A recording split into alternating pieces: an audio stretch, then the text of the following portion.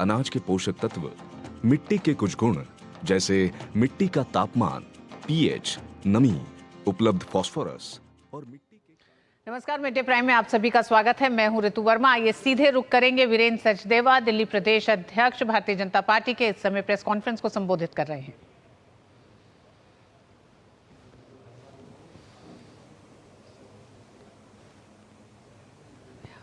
और इस योजना के बारे में पहले भी बता चुके हैं हम, आज फिर दोहराते हैं कि दिल्ली में प्रत्येक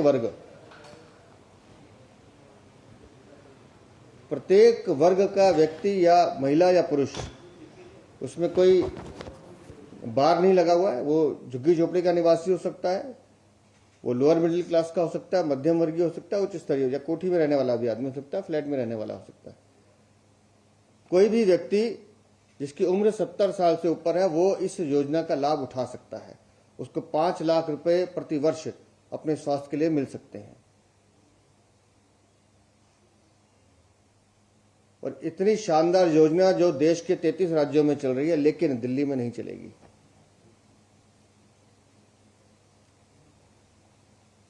और मैं तो दिल्ली सरकार का, दिल्ली के पूर्व मुख्यमंत्री जो लगातार हम देखते हैं कि बहुत ध्यान रखते हैं अपने परिवार का, मैं सिर्फ बताना चाहता हूं ये योजना लागू होगी तो उनके परिवार को भी मिलेगी, अगर वो लेना चाहेंगे तो। सबके लिए है ये। लेकिन इस योजना को दिल्ली के प्रत्येक नागरिक तक पहुंचाने के लिए आज हमारे 7 सांसदों ने दिल्ली में सिग्नेचर कैंपेन लागू किया है। हम ये फॉर्म दे रहे हैं सबको, उनसे फॉर्म भरवा रहे हैं और उसमें लिख रहे हैं वो लोग कि हाँ, हम चाहते हैं कि प्रधानमंत्री की आयुष्मान योजना दिल्ली में लागू की जाए। ये लोग लिख रहे हैं। आज हमारे 7 सांसदों ने अपने अपने संसदीय क्षेत्र में इस योजना को लागू किया है। लेकिन इस योजना को और व्यापक रूप से समर्थन मिले, उसके लिए हमने एक मिस्ड कॉल नंबर लॉन्च किया है। वो मिस्ड कॉल नंबर है 78-200-78200 78200 78200। जो दिल्ली का वासी इस योजना को दिल्ली में अपने परिवार के लिए, अपने माता पिता के लिए, अपने वरिष्ठ जनों के लिए लागू करवाना चाहता है, वह इस नंबर पर मिस्ड कॉल देकर अपना समर्थन दे सकता है। हम ये बताना चाहते हैं कि दिल्ली के लाखों लोग जो इस योजना को चाहते हैं, कैसे अरविंद केजरीवाल की सरकार इस योजना को रोकने का काम कर रही है, जन कल्याण के कामों को रोकने का काम कर रही है। इसके लिए आज ये नंबर हमने लॉन्च किया है और ये कैंपेन, सिग्नेचर कैंपेन भी लॉन्च किया है। और मुझे उम्मीद है कि शायद दिल्ली की सरकार को शायद सद्बुद्धि आए और वो स्वयं आगे बढ़कर इस योजना को लागू करने का प्रस्ताव दे। मुझे सिर्फ इतना ही कहना है, बाकी कुछ होना आप बात करें, आपको करके आए ना, थोड़ा सा बताइए ना।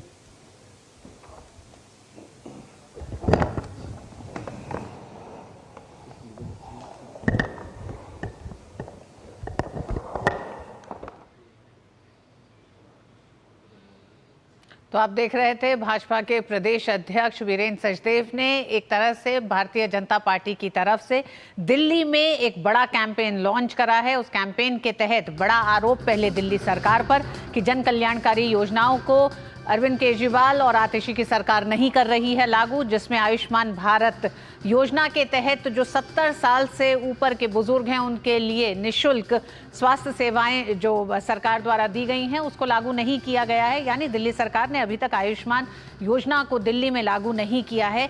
उसी के संदर्भ में दिल्ली बीजेपी अब सातों ही सांसद मिलकर एक सिग्नेचर कैंपेन की शुरुआत कर रहे हैं। एक फॉर्म को लेकर वो घर घर तक जाएंगे, उस फॉर्म को भरवाएंगे और कहेंगे कि आप एक सिग्नेचर कैंपेन जनता शुरू करे कि इस योजना का लाभ जनता चाहती है। उसके लिए एक टोल फ्री नंबर भी उन्होंने लॉन्च करा है 7820078200, जिस पर आप कॉल करके ये कह सकते हैं, अपना पक्ष एक तरह से दायर कर सकते हैं कि आपको आयुष्मान भारत योजना दिल्ली में चाहिए। तो एक तरह से बड़ा हमला वाया जनता केजरीवाल सरकार पर, दिल्ली सरकार पर, कि किस तरह से उसने लोगों को जन कल्याणकारी योजनाओं से अभी तक दूर रखा है। इस खबर को भी विस्तार से देखेंगे, साथ ही साथ देखेंगे अन्य खबरें। आइए नजर डालते हैं अभी तक की बड़ी खबरों पर। विपक्षी सांसदों द्वारा संसद अवरुद्ध करने पर बोले संसदीय कार्य मंत्री, महत्वपूर्ण मुद्दों पर व्यवधान डालना बेहद दुखद। भाजपा ने पूरे मामले को राजनीतिक ड्रामा करार दिया।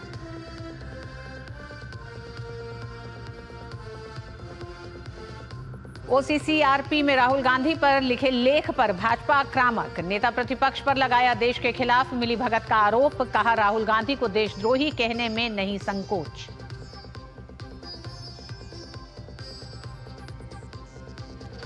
महाराष्ट्र को आज मिलेगा नया मुख्यमंत्री, प्रधानमंत्री नरेंद्र मोदी की मौजूदगी में देवेंद्र फडणवीस सीएम के रूप में लेंगे पद और गोपनीयता की शपथ।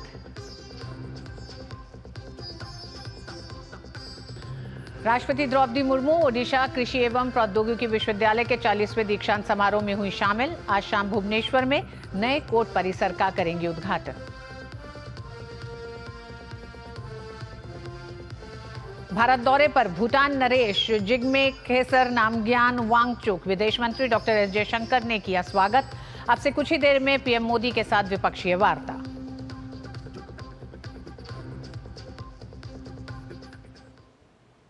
बार बार संसद की कार्यवाही बाधित होने पर केंद्रीय मंत्री और भाजपा नेता किरेन रिजिजू ने खेद जताया है। उन्होंने बताया कि शीतकालीन सत्र की शुरुआत से ही हमने सर्वदलीय बैठक का आयोजन किया था। बैठक में ये पहले ही सर्वसम्मति से तय किया गया कि सदन में चर्चा किन विषयों पर की जाएगी। सरकार की इतनी पारदर्शिता के बावजूद विपक्ष की संसद के बाहर और भीतर नौटंकी जारी है। संसदीय लोकतंत्र में ये ठीक नहीं है और ये सदन चलाने का सही तरीका नहीं है। आज कुछ सांसदों ने बहुत महत्वपूर्ण मुद्दा उठाया और विपक्ष सदन में व्यवधान डाल रहा था। विपक्ष के ऐसे लगातार रवैये पर मैं अपील करना चाहता हूं कि लोकतंत्र के मंदिर में ऐसी चीजें नहीं होनी चाहिए। मैं ऑपोजिशन पार्टी का व्यवहार से बहुत दुखी हूं। भारत के उभरते हुए ताकत को रोकने के लिए, खत्म करने के लिए जो षड्यंत्र रचा हुआ है वो गंभीर मामला है। ये मुद्दा उठाया है, उस समय वो जो ऑपोजिशन पार्टीज के लोग हैं वो हंगामा कर रहे हैं। बात सुनना चाहिए। चेयरमैन के ओर से भी इसको टिप्पणी करके कहा है कि ये मामला गंभीर है, वो सुनना नहीं चाहते हैं और आरोप लगा रहे हैं। मैं फिर से कांग्रेस पार्टी और बाकी विपक्ष के सदस्यों को अपील करना चाहता हूं, हर हंगामा मत कीजिए, चर्चा कीजिए, देश सुनना चाहता है। केंद्रीय मंत्री गिरिराज सिंह ने विपक्षी सांसदों के विरुद्ध प्रदर्शन को राजनीतिक ड्रामा करार दिया है। उन्होंने इंडी गठबंधन और कांग्रेस नेता राहुल गांधी पर निशाना साधते हुए कहा कि मीडिया में बने रहने के लिए वे इस तरह की गतिविधियां को अंजाम दे रहे हैं।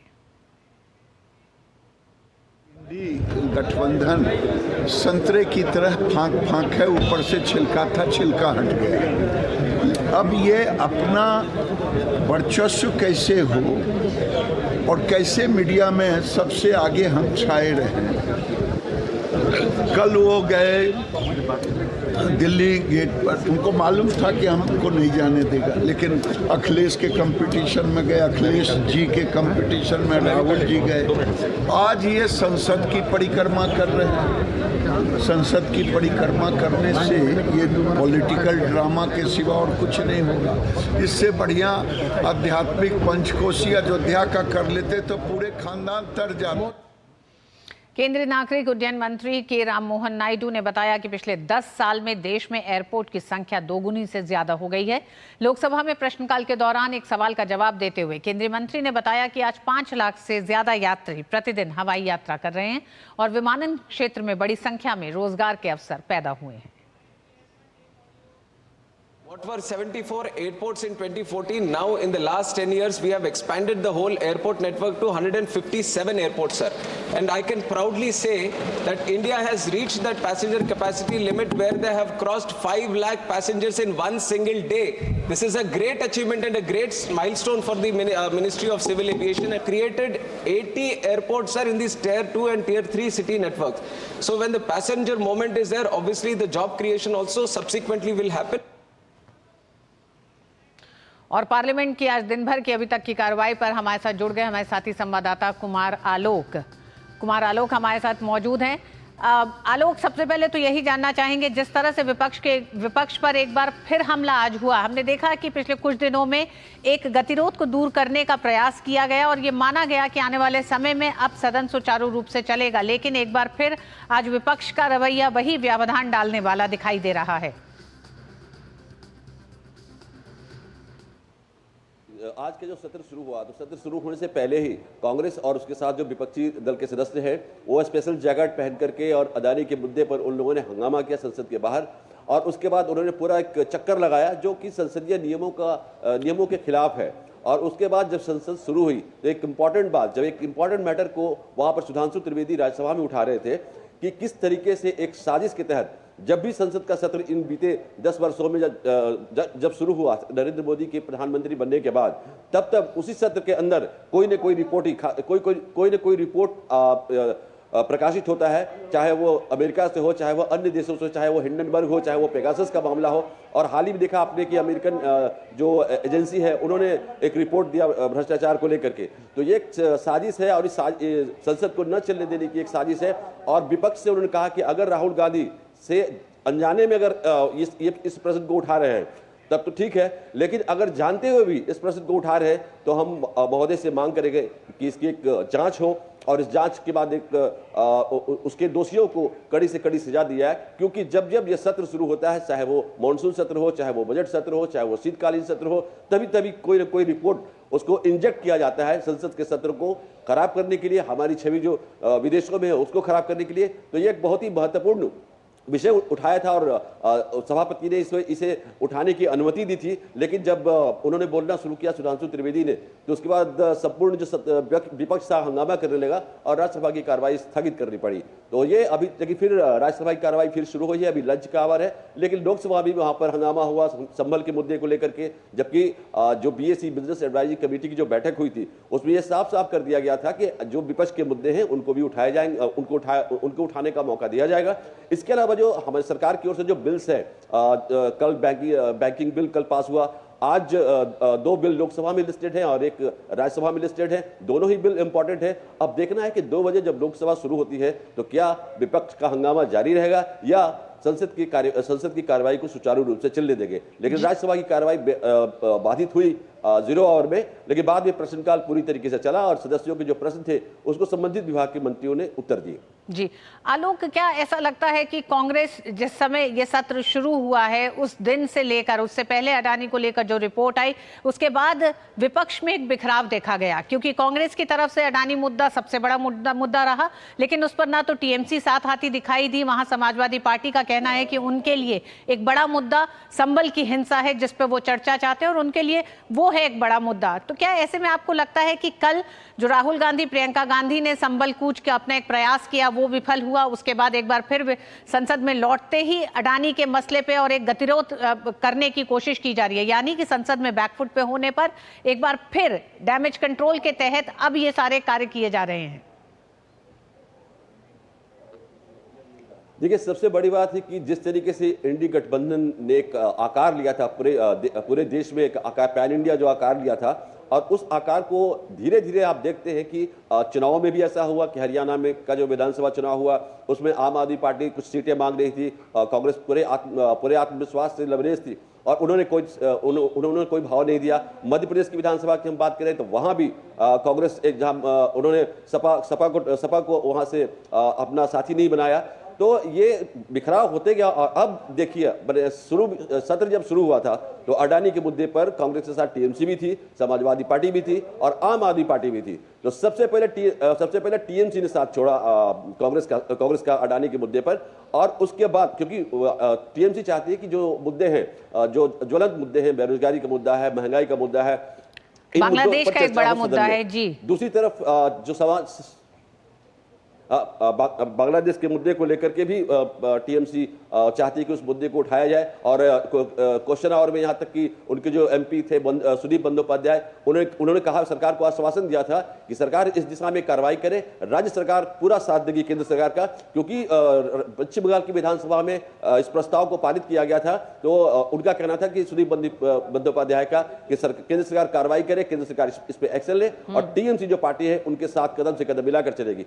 तो टीएमसी का ये मुद्दा था। समाजवादी पार्टी के लिए संभल मुद्दा जो है, एक तरह से उन्होंने उसको इंपॉर्टेंस दे रखा है कि उस संभल के मुद्दे को उठाए। और अब कल की जहां बात है, राहुल गांधी और प्रियंका गांधी जब संभल के लिए उन्होंने कूच किया, तो आज समाजवादी पार्टी के नेताओं ने साफ कहा कि अखिलेश यादव से इस पर कोई राय नहीं ली कांग्रेस ने। इसलिए हम आज वो प्रोटेस्ट में शामिल नहीं हुए, समाजवादी पार्टी और टीएमसी जो विपक्ष ने अदानी के मुद्दे पर किया था। आज एक और इंटरेस्टिंग चीज आई कि आम आदमी पार्टी के जो सदस्य थे वो भी इस प्रोटेस्ट में नजर नहीं आए। तो धीरे धीरे जो कड़ियां हैं इंडी गठबंधन की वो टूटती नजर आ रही है।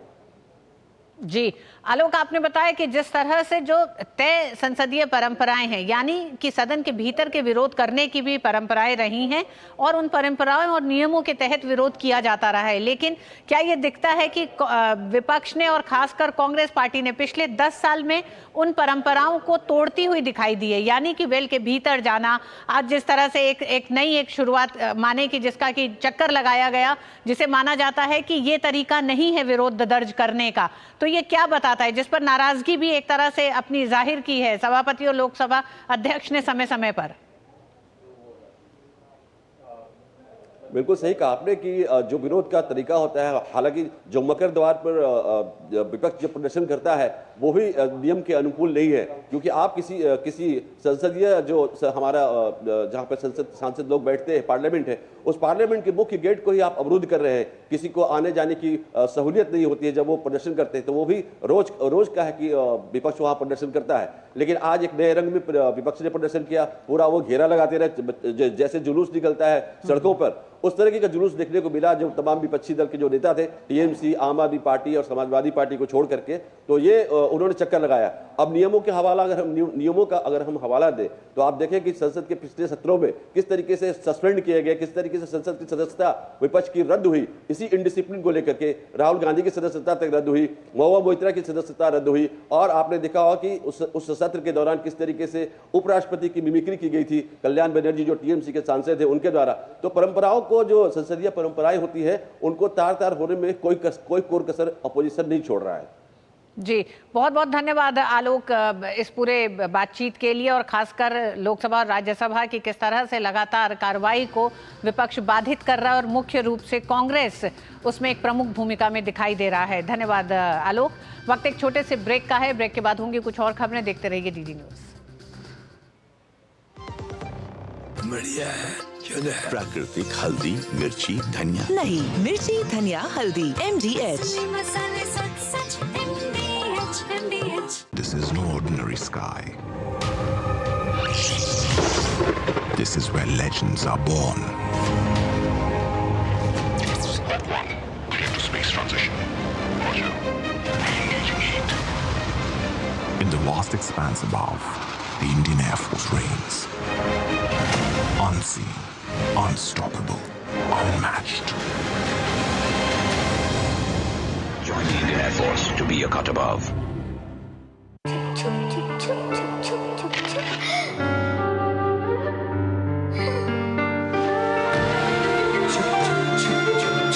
आ जाओ।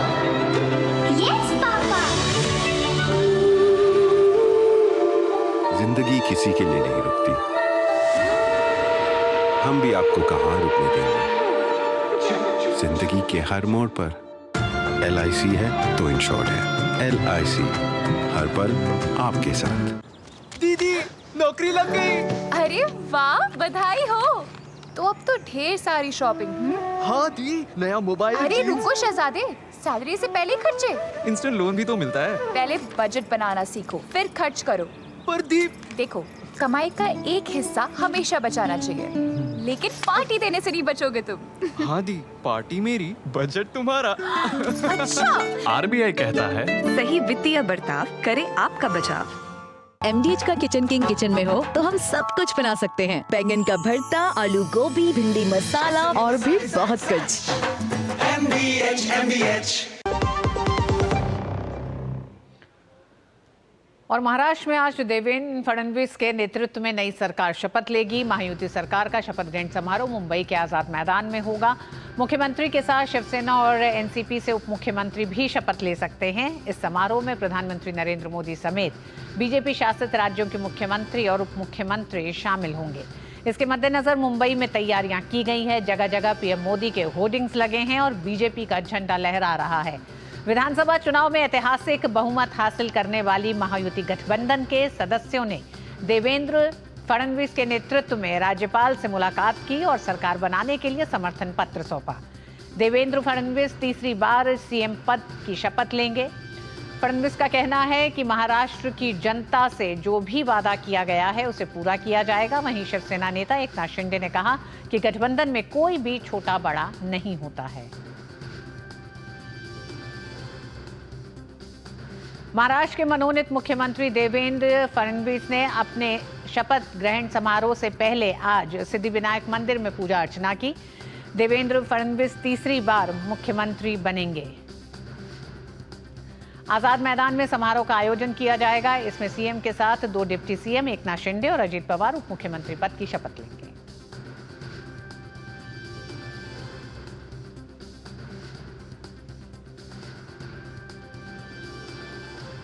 महाराष्ट्र में सरकार की कमान बीजेपी नेता देवेंद्र फडणवीस के हाथ में आने से पार्टी के भीतर खुशी है। केंद्रीय मंत्री पीयूष गोयल ने उम्मीद जताई है कि महायुति महाराष्ट्र में सुशासन देती रहेगी।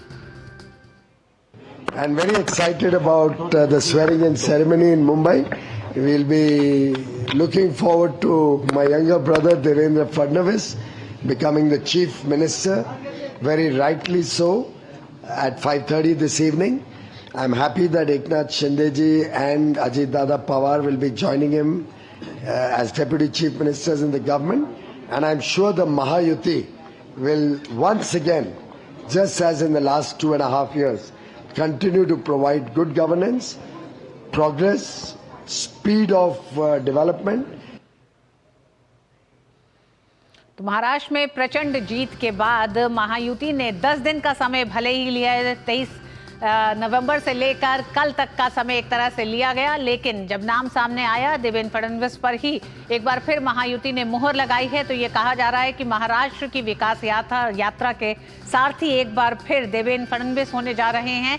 और आज शाम को 5:30 बजे शपथ ग्रहण समारोह होगा आजाद मैदान में। आजाद मैदान महाराष्ट्र की राजनीति की में इतिहास में एक बड़ी जगह रखता है, एक प्रमुख जगह है। और वहीं से अब भारतीय जनता पार्टी अपनी इस प्रचंड जीत की एक तरह से हुंकार भरेगी महाराष्ट्र के भविष्य के लिए, महाराष्ट्र के विकास के लिए। और इस समारोह को, शपथ ग्रहण समारोह का एक तरह से कह सकते हैं कि रौनक सिर्फ मुंबई तक सीमित नहीं रहेगी। पूरे महाराष्ट्र में जिलेवार इस समारोह को, इस विजय एक तरह से समारोह को मनाने की तमाम एक प्रयास किए गए हैं। और उसको ये माना जा रहा है कि भारतीय जनता पार्टी इस जीत के साथ ही पूरे महाराष्ट्र की जनता को एक बड़ा संदेश देगी कि जिस तरह का विकास केंद्र सरकार की डबल इंजन सरकार के साथ तमाम राज्यों में देखा गया है, ठीक उसी तरह का विकास अब महाराष्ट्र में भी आगे रफ्तार पकड़ेगा। और ये आप देख रहे हैं अपने स्क्रीन पे कि किस तरह से मुंबई को भगवा झंडों से सजाया गया है। महायुति के तीनों गठबंधनों के तमाम वो झंडे लहराते दिखाई दे रहे हैं सड़कों पर। और इसी तरह का नज़ारा महाराष्ट्र के हर जिले में दिखाई देगा, क्योंकि ये तय किया गया। भारतीय जनता पार्टी ने कहा कि इस विजय समारोह को जिले जिले में मनाया जाएगा।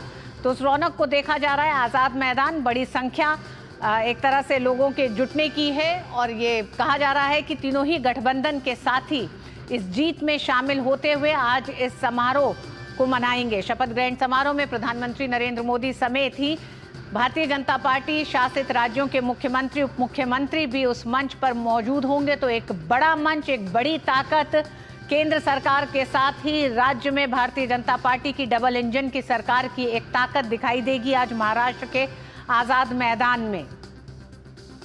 प्रधानमंत्री समेत बीजेपी शासित राज्यों के सीएम और डिप्टी सीएम भी इस समारोह में मौजूद होंगे। शिशिर हमारे साथ मौजूद हैं। शिशिर, सबसे पहले तो जानना चाहेंगे कितनी बड़ी संख्या में आज़ाद मैदान में लोग जुटेंगे? आपके पीछे आज़ाद मैदान की तैयारियां भी दिखाई दे रही हैं शपथ ग्रहण समारोह की, और किस तरह से पूरे महाराष्ट्र के हर जिले में इस एक तरह से इस विजय को मनाने की तैयारियां की गई हैं? बिल्कुल रुदू, एक्सक्लूसिव तस्वीरें इस वक्त हम आपको दिखा रहे हैं। इस वक्त मैं आज़ाद मैदान पर हूं और तैयारियां पूरी हो चुकी है। ये वही आज़ाद मैदान है जहां पर जो है शपथ ग्रहण का कार्यक्रम होने वाला है, और मेरे पीछे आप ये देख पाएंगे जो है पूरी तैयारियां हो चुकी है। वीवीआईपी जो लोग आएंगे इस पूरे समारंभ में, शपथ ग्रहण समारंभ में, ये पूरे विजुअल्स आप देख पा रहे हो कि यहाँ पे उनकी जो है नामों से जो है सीट्स रखी गई है। अगर देखा जाए तो उसमें कई सारे बड़े नाम है, कई सारे बड़े नेता शामिल है। एनडीए के मुख्यमंत्री है अन्य राज्यों के, वो यहाँ पर आने वाले हैं। उद्योगपति यहाँ पर आएंगे, कलाकार बॉलीवुड से जो है उनको न्योता दिया गया है। साथ ही साथ अगर हम बात करें तो अन्य क्षेत्रों से भी जो है जो गणमान्य व्यक्ति है, खासतौर पर सीए, डॉक्टर जैसे जो नागरिक है, वो भी यहाँ पर उनको भी न्योता यहाँ पर दिया गया है। तकरीबन 25,000 के आसपास लोग यहाँ पर आने वाले हैं इस पूरे शपथ ग्रहण समारोह में, जिसकी तैयारियां ये विजुअल्स आप देख रहे हैं। कुछ ही घंटों में हालांकि ये शपथ ग्रहण समारोह शुरू हो जाएगा, और ऐसे में एक लास्ट टच यहाँ पर दिया जा रहा है जो यहाँ पर ऑर्गेनाइजेशन उनके द्वारा भी, और साथ ही साथ जो लोग यहाँ पर आएंगे उपस्थित होंगे इसके लिए। अब बड़ा सवाल यह है कि शपथ कौन लेगा? देखिए, जो इस वक्त देखा जाए तो मुख्यमंत्री के नाम की ताशपोशी हो चुकी है। देवेंद्र फडणवीस जो है तीसरी बार महाराष्ट्र के मुख्यमंत्री की शपथ लेंगे। उनके साथ जो है 2 उप मुख्यमंत्री जो है वो भी शपथ लेने वाले हैं। अजित पवार ने कल प्रेस कॉन्फ्रेंस में कह दिया कि मैं तो शपथ लेने वाला हूं। जहां तक ये सवाल एकनाथ शिंदे से पूछा गया था, उन्होंने कहा कि मैं जल्द इस बारे में आपको खबर देने वाला हूं। तो अजित पवार ने जो है चुटकुलों में कह दिया था कि मैं तो फिक्स हूं और मैं शपथ जरूर लूंगा। हालांकि अब इस वक्त जो खबर है वो ये है कि मुख्यमंत्री और 2 उप मुख्यमंत्री शपथ लेने वाले हैं। लेकिन सबसे बड़ा सवाल, क्या कैबिनेट में बाकी अन्य मंत्री भी जो है वो शपथ लेने वाले हैं या नहीं, इस पर अभी तक कोई आधिकारिक जानकारी प्राप्त नहीं हुई है। और तीनों पार्टियों के जो नेता है उन्होंने एक ही बात जो है, एक ही सुर आलापा, वो है कि जब तक शीर्ष नेतृत्व इसके बारे में जो है निर्णय नहीं लेगा उसके बारे में कोई चर्चा नहीं होगी। लेकिन जाहिर सी बात है ये शपथ विधि काफी महत्वपूर्ण है महायुति के लिए, बड़ी जीत है। जिस प्रकार से हमने देखा कि बीजेपी 132 सीटों का, और इस बार अगर देखा जाए तो कुछ अपक्ष भी उनके साथ खड़े हैं, तो उसके साथ ये आंकड़ा और बढ़ जाता है। तो ये बड़ी जीत है बीजेपी के लिए और साथ ही साथ महायुति के लिए, और इसीलिए उसी प्रकार से ये महाशपथ ग्रहण समारोह जो है महाराष्ट्र के इस आजाद मैदान में होने वाला है। ऐसे में जो वक्त दिया गया है, हालांकि ये वक्त भी अगर देखा जाए तो कुछ लोगों से हमारी बात हुई, जो एस्ट्रोलॉजर्स है, ज्योतिष है, उनसे भी हमने बात की सुबह, तो उन्होंने ये कहा कि अगर जो वक्त दिया गया है 5 साढ़े 5 के बाद, ये काफी शुभ मुहूर्त है, और उस शुभ मुहूर्त पे हालांकि इस प्रकार से शपथ लेना राज्य के लिए और खास जो मंत्री है उनके लिए भी काफी शुभ होता है। तो ऐसे में वक्त तो तय हो चुका है, बस कुछ ही घंटों का इसमें फासला बचा हुआ है जब सभी लोग यहाँ पर आएंगे और इस शपथ ग्रहण समारोह की शुरुआत होगी। जी ऋतु। शिशिर, जिस तरह से आपने बात की पोर्टफोलियो के वितरण के बारे में आपने बात की है, 10 दिन का समय लिया मुख्यमंत्री उप मुख्यमंत्रियों के चुनाव में, उसमें जितनी भी एक तरह से उठापटक थी, मान मनोबल था, वो तमाम चीज़ें हो गई हैं। क्या हम ये माने इतना लंबा समय जो लिया गया है उसमें पोर्टफोलियो के वितरण को भी लेकर, यानी कि किसको कितने मंत्रालय और कौन सा मंत्रालय, इस पर भी बातचीत लगभग तय ही हो गई है? बिल्कुल, देखिए बैठकों का दौर तो काफी इन 10 दिनों में जारी था। तीनों जो नेता जो थे पार्टियों के, वो तीनों नेता दिल्ली गए थे, दिल्ली में शीर्ष नेतृत्व से मुलाकात की, वहां पर बैठक का दौर किया। मुंबई में आने के बाद हालांकि हमने देखा कि मुंबई में बैठकों का दौर जारी था। कल रात की अगर बात करें तो कल भी जो है एकनाथ शिंदे और देवेंद्र फडणवीस के बीच मुलाकात हुई, तो एकनाथ शिंदे और अजित पवार और देवेंद्र फडणवीस तीनों की मुलाकात जब वो सरकार स्थापन करने का दावा करने गए तो एक बार मिले थे।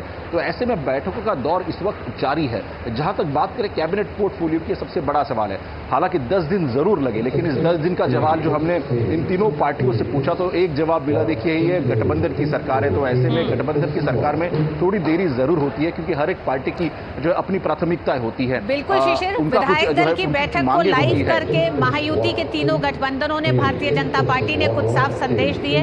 गठबंधन में कहीं कोई एक तरह से मनमुटाव की कोई गुंजाइश नहीं है, इस तरह के संकेत दिए हैं।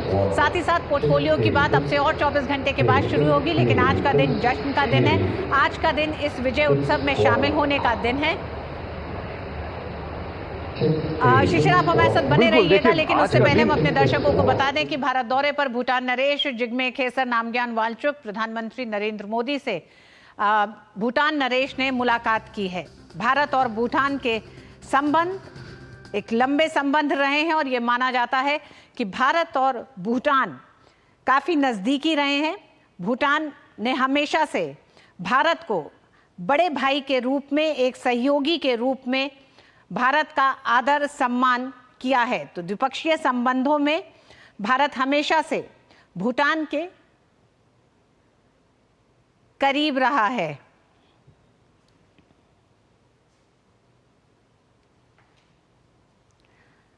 भारत भूटान के साथ भारत का रिश्ता बेहद खास है। दोनों ही देश सदियों से भाईचारे के साथ रहते आए हैं और पिछले कुछ समय में बदली परिस्थितियों में भी भारत और भूटान की नजदीकियां बढ़ी हैं। हालांकि वैश्विक परिस्थितियों में भारत और भूटान के संबंधों की नजदीकी को देखते हुए जियोपॉलिटिक्स में कई बड़े बदलाव देखे गए हैं, लेकिन उनका कोई बड़ा असर भारत और भूटान के रिश्तों पर नहीं दिखता है।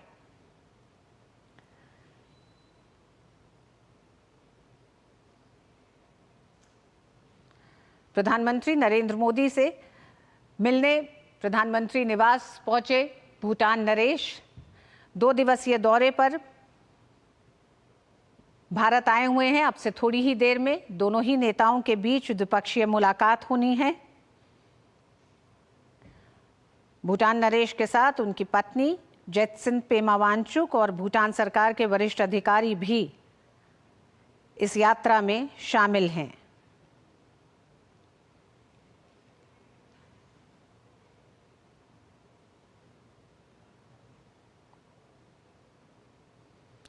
भूटान नरेश यात्रा का उद्देश्य दोनों देशों के बीच पहले से ही घनिष्ठ संबंधों को और अधिक बेहतर बनाना है।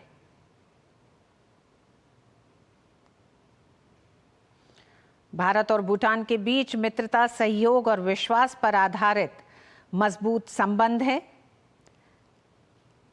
विदेश मंत्रालय ने इस यात्रा से पहले ये कहा कि ये यात्रा दोनों पक्षों को द्विपक्षीय सहयोग के सभी आयामों की समीक्षा करने और विविध क्षेत्रों में विशिष्ट द्विपक्षीय साझेदारी को और मजबूत बनाने का एक और अवसर देगी। भारत भूटान के बीच राजनयिक संबंध 1968 में स्थापित हुए। संबंधों का मूल ढांचा दोनों देशों के बीच 1949 में हस्ताक्षरित मैत्री व सहयोग की संधि रही। इस सहयोग संधि को फरवरी 2007 में संशोधित किया गया। दोनों देशों के बीच नियमित राजनीतिक आधिकारिक आदान प्रदान की परंपरा रही है।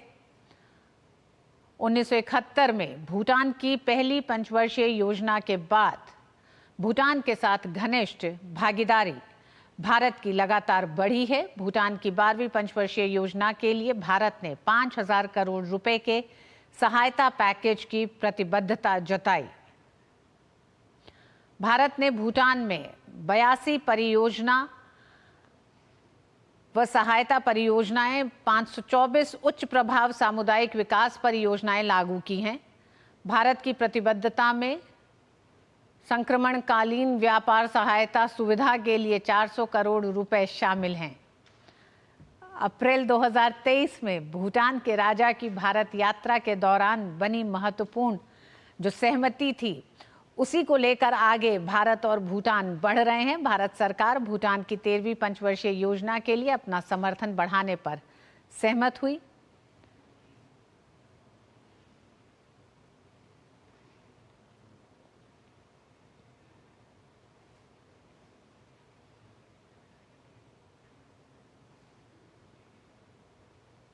तो भूटान नरेश की ये यात्रा भारत और भूटान के संबंधों के लिए काफी अहम है। बढ़ते हैं अगली खबर की तरफ। भारतीय जनता पार्टी ने आज लोकसभा में नेता प्रतिपक्ष राहुल गांधी पर जोरदार हमला बोला है। भाजपा सांसद और प्रवक्ता संबित पात्रा ने राहुल को देशद्रोही बताया। उन्होंने कहा कि राहुल गांधी भारत के खिलाफ प्रोपेगेंडा चलाने वाले जॉर्ज सोरोस के साझीदार हैं। लीडर ऑफ अपोजिशन को देशद्रोही कहने में किसी प्रकार की कोई संकोच मुझे महसूस नहीं हो रहा है। अपने देश के साथ द्रोह कर रहा हो तो स्वाभाविक रूप से यह एक बहुत सीरियस विषय है। हमारे वैक्सीन के ऊपर आघात करने के लिए एक आर्टिकल लिखा गया कोवैक्सीन और ब्राजील को लेकर कि ब्राजील ने विड्रॉ किया है ये ऑर्डर, और तुरंत 1 जुलाई 2021 को ये आर्टिकल छपा OCCRP को, और 2 जुलाई 2021 को कांग्रेस पार्टी ने प्रेस कॉन्फ्रेंस करके बकायदा भारत की सरकार और कोवैक्सीन को घेरे में ले लिया। डिक्टेशन उनका है, राहुल गांधी उसको फॉलो करते हैं। संबित पात्रा ने कहा कि राहुल भारत विरोधी ताकतों के साथ मिले हुए हैं। पात्रा ने कहा कि राहुल का प्रयास है कि भारत में उद्योगपति न पनपे। भाजपा ने आरोप लगाया कि राहुल गांधी अपने फायदे के लिए देश को बेच सकते हैं। हम तो पहले इंडस्ट्रियल रिवॉल्यूशन की बात करते थे, यहां पर डी इंडस्ट्रियलाइजेशन की बात होने लगी कि भारत का कोई भी इंडस्ट्रियलिस्ट ठीक नहीं है, इनको हटाना चाहिए। 18 जुलाई 2021 को पेगासस रिपोर्ट आया, OCCRP ने इसे पहले उजागर किया, और 19 जुलाई 2021 को राहुल गांधी इसी रिपोर्ट के आधार पर पेगासस को लेकर प्रेस कॉन्फ्रेंस करते। वो हाहाकार, वो सदन का नहीं चलना, wash out of the parliament, और ये सारा कुछ पार्लियामेंट में सदन चलने से पहले ये सारे रिपोर्ट्स आते थे, and they used to be a complete wash out of the parliament. Parliament के सदन बंद हो जाते थे, स्थगन होता था, और आज भी आप देख रहे हैं किस प्रकार की परिस्थिति पार्लियामेंट में। उधर भाजपा सांसद निशिकांत दुबे ने आज लोकसभा में कांग्रेस पर 3 मुख्य मामलों को लेकर जमकर निशाना साधा। निशिकांत दुबे ने पेगासस मामला, हिंडनबर्ग मामला और वैक्सीन मामले को लेकर कांग्रेस के रवैये को लेकर जोरदार हमला बोला। उन्होंने कहा कि वैक्सीन मामले में प्रधानमंत्री नरेंद्र मोदी ने लोगों की जान बचाई है। 3 मुद्दे हैं सर। पहला है पेगासस, जिस पे कि पार्लियामेंट नहीं चला। पेगासस जैसे मामला होता है 18 जुलाई को, वैसा ही राहुल गांधी, कांग्रेस की महासचिव प्रियंका गांधी और संजय राउत उसको ट्वीट करते हैं और ये पार्लियामेंट्री हो जाता है। दूसरा हिंडनबर्ग का मामला आता है, माइंस का मामला आता है, कोल का मामला आता है, जो ओपन सोसाइटी करती है, उसके ऊपर जयराम रमेश ट्वीट करते हैं, संजय राउत ट्वीट करते हैं, पूरी पार्लियामेंट बंद हो जाती है। उसी तरह से वैक्सीन का मामला है सर, 140 करोड़ लोगों को माननीय प्रधानमंत्री जी ने बचाया। जैसे ही ये वैक्सीन का मामला आएगा, कहेगा ब्राजील ने हमको रोक दिया, उसी तरह से सागरिका को ट्वीट करेंगे, राजदीप सरदेसाई ट्वीट करेंगे, और ये पार्लियामेंट बंद हो जाएगा। तो सरकार ने जमकर घेरा कांग्रेस को संसद के भीतर। तो केंद्रीय रेल मंत्री अश्विनी वैष्णव ने नई दिल्ली स्टेशन पर road sir rail inspection car का अवलोकन किया। रेल मंत्री ने कहा कि रेल मंत्रालय लगातार ट्रैकमैन की जिंदगी को बेहतर और सुरक्षित बनाने की दिशा में कार्य कर रहा है। हर जोन में ट्रैक मॉनिटरिंग के लिए रेल पथ अभिलेखी यान उपलब्ध कराया जाएगा।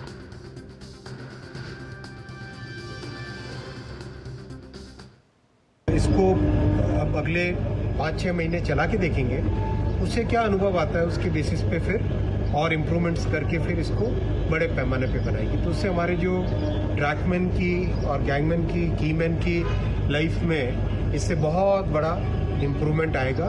उनका जो आज बड़ा एक सेफ्टी का इश्यू भी रहता है, और जो एक वर्किंग कंडीशन उनकी है, वो इस तरह की इनोवेशन से बहुत उसमें बड़ा परिवर्तन आएगा। तो आपने अभी देखा ट्रैक रिकॉर्डिंग कार, यानी ITMS, integrated track monitoring system, और ये रोड कम रेल व्हीकल, ये 2 मिला के ओवरऑल हमारे ट्रैक की सेफ्टी, ट्रैक का हेल्थ चेकअप और ट्रैक के ऊपर जो काम करने वाले हमारे कर्मचारी बंधु हैं, उनकी जिंदगी में इससे बहुत बड़ा परिवर्तन आएगा। राष्ट्रपति द्रौपदी मुर्मू 5 दिवसीय ओडिशा दौरे पर हैं। अपने दौरे के तीसरे दिन आज राष्ट्रपति भुवनेश्वर स्थित ओडिशा कृषि एवं प्रौद्योगिकी विश्वविद्यालय के 40वें दीक्षांत समारोह में शामिल हुई। इस दौरान उन्होंने छात्रों को संबोधित भी किया। इसके साथ ही राष्ट्रपति भुवनेश्वर में नए न्यायिक अदालत परिसर का उद्घाटन भी करेंगी।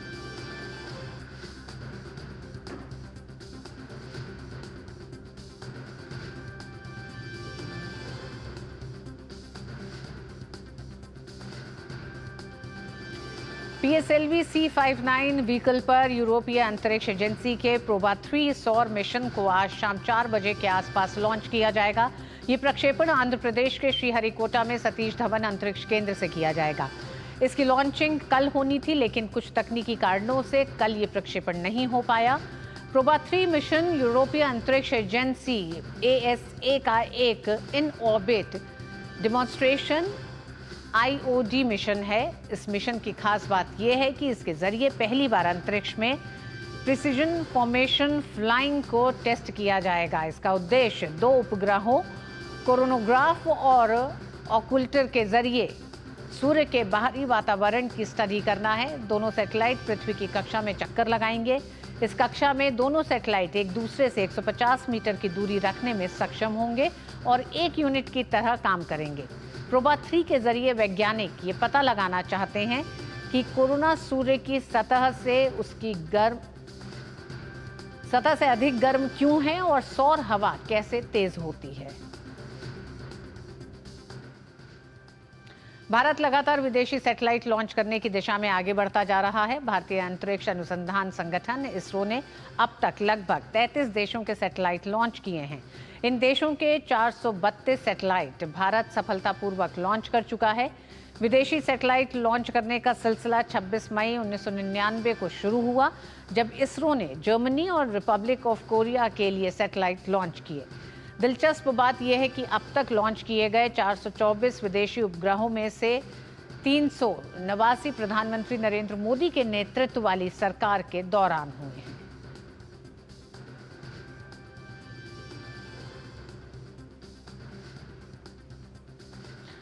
समाजवादी पार्टी के सांसद जियाउर रहमान वर्ग की मुश्किलें बढ़ सकती हैं। पहले संभल में हुई हिंसा मामले में उन पर FIR दर्ज हुई। अब कार एक्सीडेंट केस में उनके खिलाफ शिकायत की गई है।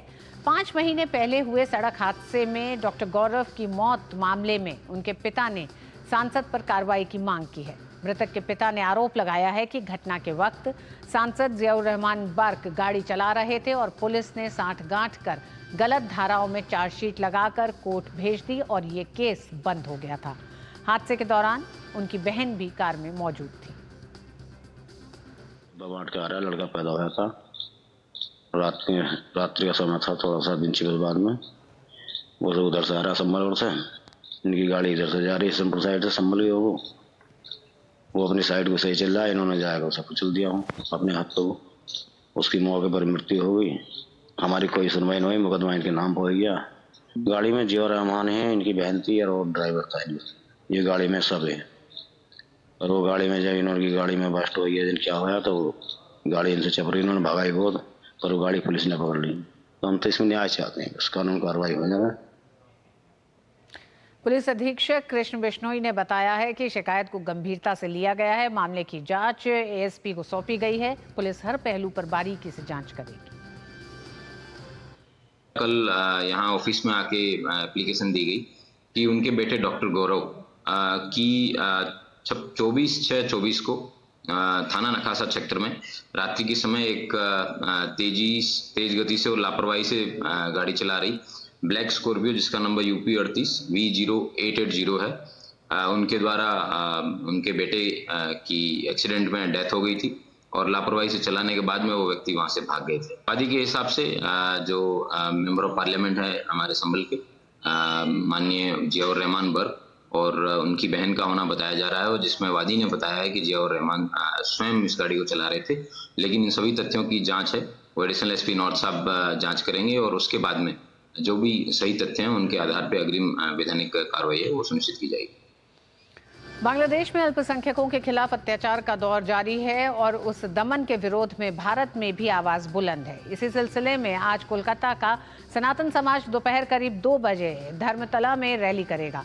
बांग्लादेश में पिछले कुछ दिनों में संत चिन्मय दास की गिरफ्तारी और उनके वकील पर हमले समेत मंदिरों में तोड़फोड़ जैसे कई ऐसे केस हुए हैं, जिसके बाद से वहां की यूनुस सरकार की चौतरफा निंदा हो रही है। बांग्लादेश में सरकार ने हमलावरों पर कार्रवाई की बजाय इसका पूरा दोष भारत और पश्चिम बंगाल के बंगाली मीडिया के साथ साथ भारत के सनातन नेताओं पर मढ़ दिया है।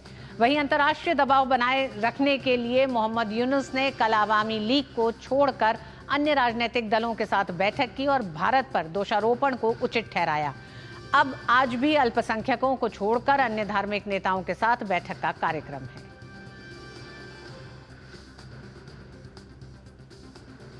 दिल्ली हाईकोर्ट के पूर्व मुख्य न्यायाधीश जस्टिस मनमोहन ने आधिकारिक रूप से सर्वोच्च न्यायालय के न्यायाधीश के रूप में शपथ ग्रहण की। चीफ जस्टिस संजीव खन्ना ने साथी जजों की मौजूदगी में जस्टिस मनमोहन को शपथ दिलाई। अभी सुप्रीम कोर्ट में जजों की कुल स्वीकृत संख्या 34 है। जस्टिस मनमोहन की नियुक्ति के बाद 33 पद भर गए हैं। जस्टिस मनमोहन इससे पहले दिल्ली हाईकोर्ट के मुख्य न्यायाधीश थे। सुप्रीम कोर्ट ने केंद्रीय मंत्री और बीजेपी नेता डॉक्टर एल मुरुगन के खिलाफ डीएमके के ट्रस्ट मुरासोली द्वारा दायर मानहानि के मामले को खत्म कर दिया है। पिछली सुनवाई के दौरान डॉक्टर मुरुगन ने सुप्रीम कोर्ट से कहा था कि उनका इरादा किसी की प्रतिष्ठा को ठेस पहुंचाने या नुकसान पहुंचाने का नहीं था। डॉक्टर मुरुगन की सफाई के बाद मुरासोली ट्रस्ट ने भी कहा था कि वह इस मामले में आगे मुकदमा नहीं चलाना चाहते।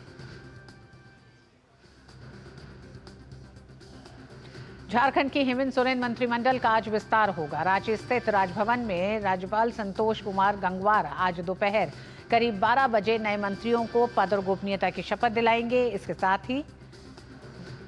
इसके साथ ही विधानसभा के प्रोटेम स्पीकर को भी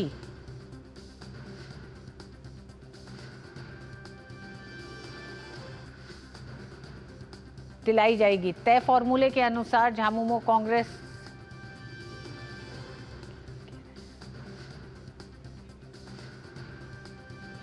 और झारखंड में आज नवगठित सरकार के कैबिनेट का विस्तार होने जा रहा है। इसे लेकर भाजपा नेता प्रतुल सहदेव ने कटाक्ष करते हुए कहा है कि कैबिनेट में भ्रष्टाचार मुक्त सदस्य शामिल हों।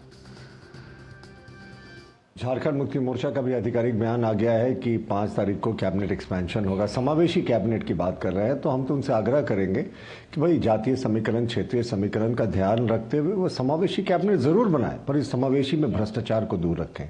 भ्रष्टाचार रहित चेहरों को, ऐसे चेहरों को लाएं जो स्वच्छ छवि के हैं, क्योंकि बड़ा मैंडेट मिला है, इनको काम करने की चुनौती भी है। पिछली बार की तरह ना हो कि इनके कैबिनेट के 80% जो मंत्री थे पिछले कैबिनेट के, उन पर बड़े आरोप लगे थे। उसमें मुख्यमंत्री जी जेल भी घुमा है, कैबिनेट के नंबर 2 भी जेल में अभी तक है। बाबा साहेब भीमराव अंबेडकर के 69वें महापरिनिर्वाण दिवस के अवसर पर 6 दिसंबर को नई दिल्ली में संसद भवन में स्थित प्रेरणा स्थल पर स्मरणोत्सव का आयोजन किया जाएगा। कार्यक्रम की शुरुआत उपराष्ट्रपति जगदीप धनखड़, प्रधानमंत्री नरेंद्र मोदी, लोकसभा अध्यक्ष ओम बिरला समेत कई सांसदों द्वारा पुष्पांजलि अर्पित करने के साथ होगी। श्रद्धांजलि अर्पित करने के बाद प्रेरणा स्थल को आम जनता के लिए खोल दिया जाएगा। लोगों को संसद भवन परिसर में प्रातः 9:30 बजे से 12:30 बजे तक प्रवेश की अनुमति होगी।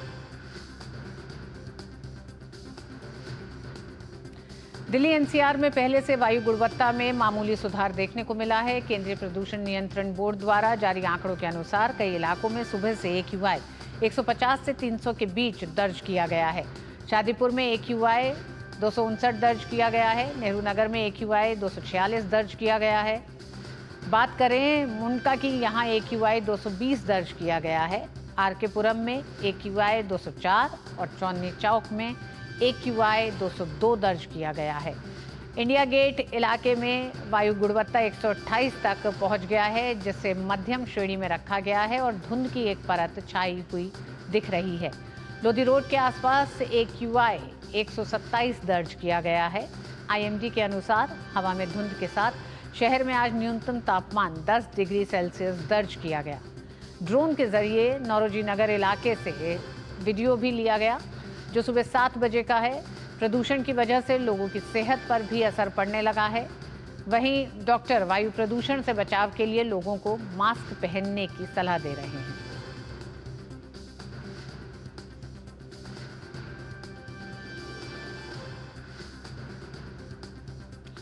आज विश्व मृदा दिवस है। लोगों में मिट्टी के महत्व और सतत प्रबंधन को लेकर जागरूकता पैदा करने के लिए हर साल 5 दिसंबर को विश्व मृदा दिवस मनाया जाता है।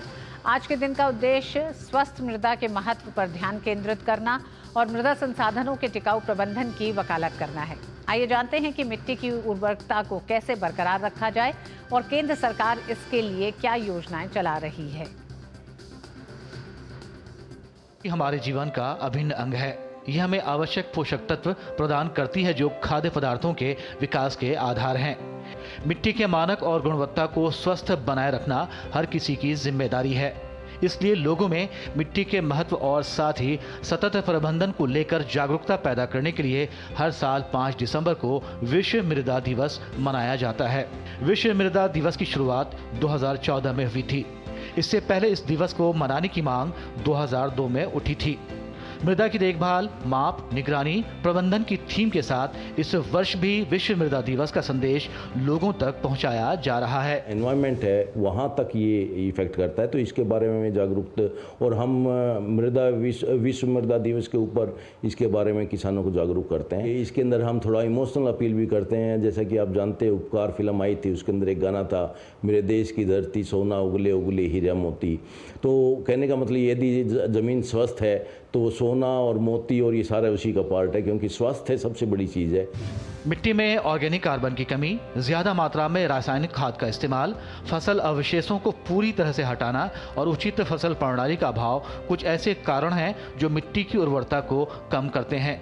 मिट्टी की उर्वरता को बनाए रखने के लिए केंद्र सरकार कई योजनाएं चला रही हैं, जिसमें 2015 में शुरू की गई मृदा स्वास्थ्य कार्ड योजना, पीएम परिणाम योजना खास हैं। मृदा स्वास्थ्य कार्ड में किसान को उनकी मिट्टी की स्थिति की जानकारी दी जाती है। इस कार्ड के जरिए किसान अपनी जमीन में पोषक तत्वों की कमी को जान पाते हैं ताकि इसे पूरा करके वो अपनी उपज बढ़ा सकें। अगस्त 2024 तक देश भर में लगभग 24 करोड़ मृदा स्वास्थ्य कार्ड वितरित किए जा चुके हैं। केंद्र सरकार सल्फर कोटेड और नीम कोटेड यूरिया के इस्तेमाल पर भी जोर दे रही है। नीम कोटेड यूरिया में नीम के तेल का लेप होता है जो पौधों को कीटों से बचाता है। नीम कोटेड यूरिया से यूरिया की लागत कम होती है और किसानों की आय बढ़ती है। मिट्टी की उर्वरता बनाए रखने के लिए सरकार किसानों को जैविक खेती के लिए भी प्रोत्साहित कर रही है। ये वार्षिक आयोजन मिट्टी, पौधों, जानवरों और मनुष्यों के बीच जटिल संबंधों की याद दिलाता है और इस अमूल्य संसाधन को संरक्षित करने की आवश्यकता पर जोर देता है। शमीम अख्तर की रिपोर्ट, डीडी न्यूज़। भारत ने विश्व स्तर पर एआई के क्षेत्र में अपनी चमक बिखेरते हुए स्टैनफोर्ड के ग्लोबल वाइब्रेसी टूल 2024 में चौथा स्थान हासिल किया है। एआई शोध, प्रतिभा और विकास में उत्कृष्ट प्रदर्शन करते हुए भारत अमेरिका, चीन और यूके जैसे नेताओं के साथ भविष्य की तकनीक को आकार देने में शामिल है।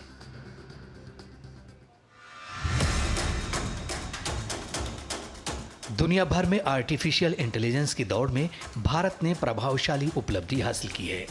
Stanford institute for human centred AI की हालिया रिपोर्ट के अनुसार भारत 36 देशों में चौथे स्थान पर है। रिपोर्ट में एआई और conference publication, citation, GitHub projects, AI talent, concentration और हायरिंग ट्रेंड्स जैसे क्षेत्रों में भारत के मजबूत प्रदर्शन को रेखांकित किया गया है। AI is phenomenal transformation that it's doing, and I think India is the GPI chair. We have done a phenomenal job, I think, with the government support. One of the key things that we have done from a company standpoint is CISA and CERTIN has partnered and rolled out cybersecurity for AI. So in cybersecurity, AI is being used tremendously, and we are helping the initiative of putting India on the global map for AI. So one of the key things that we have done is partnered with American National Accreditation Board, which is the supreme board for accreditation of certifications. So we have partnered with them, and that has given a big recognition. We are also working with other governments and taking cybersecurity for AI and putting India on the global map as a companies. वैश्विक स्तर पर America शीर्ष स्थान पर है, जो निजी AI निवेश, मशीन लर्निंग मॉडल विकास और जिम्मेदार एआई शोध में सबसे आगे है। वहीं चीन दूसरे स्थान पर है, जो उनके मजबूत एआई विकास के ढांचे को प्रदर्शित करता है। तीसरे नंबर पर ब्रिटेन मौजूद है।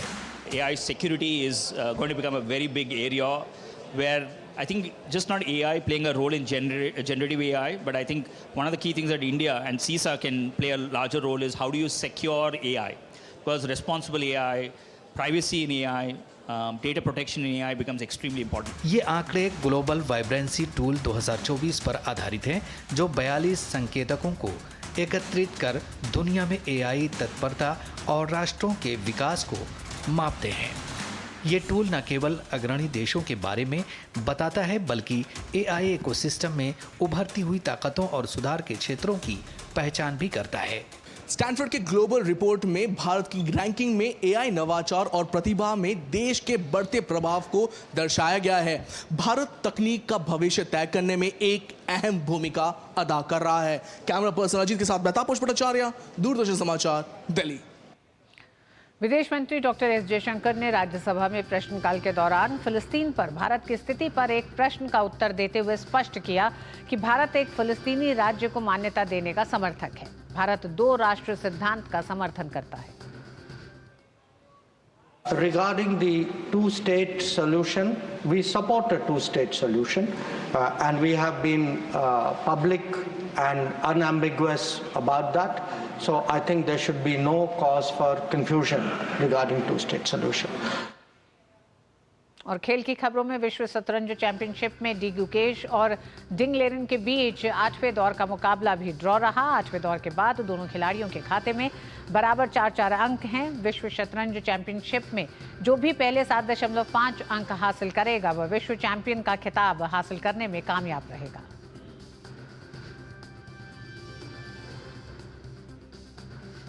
भारत ने पुरुष जूनियर हॉकी एशिया कप जीत लिया है। प्रतियोगिता के फाइनल मुकाबले में भारत ने पाकिस्तान को 5-3 से मात देकर 5वीं बार इस खिताब पर कब्जा जमाया। वहीं भारत ने लगातार 3री बार ये खिताब अपने नाम किया है और खिताबी हैट्रिक पूरी की। पूरी प्रतियोगिता में भारतीय टीम अविजीत रही और बिना कोई मैच गंवाए चैंपियन बनी।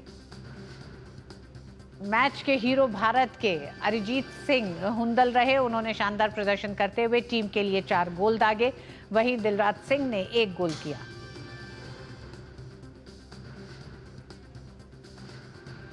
मलेशिया में चल रहे 10वें एशिया पैसिफिक डेफ गेम्स 2024 में भारतीय खिलाड़ियों का शानदार प्रदर्शन देखने को मिल रहा है।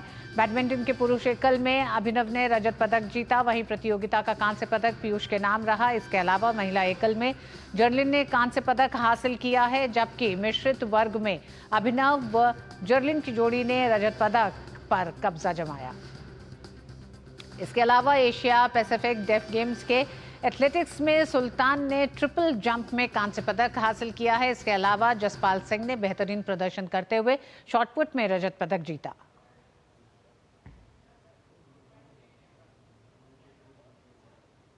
और पटना में खेली जा रही 32वीं जूनियर राष्ट्रीय तलवारबाजी प्रतियोगिता के तीसरे दिन ईपी इंडिविजुअल इवेंट के बालिका वर्ग में हरियाणा की अनुप्रिया ने स्वर्ण पदक जीता। वहीं तेलंगाना की नाजिया शेख ने रजत पदक, जबकि महाराष्ट्र की माही और हरियाणा की प्राची लोहान ने कांस्य पदक हासिल किया।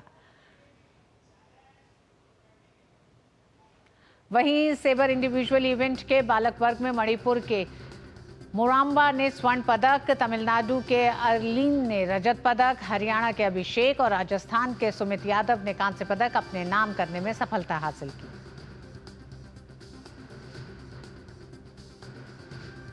और इन खेल की खबरों के साथ ही मिड डे प्राइम में बस इतना ही। डीटी न्यूज पे खबरें जारी रहेंगी। मेरी पूरी टीम को दीजिए अनुमति। नमस्कार।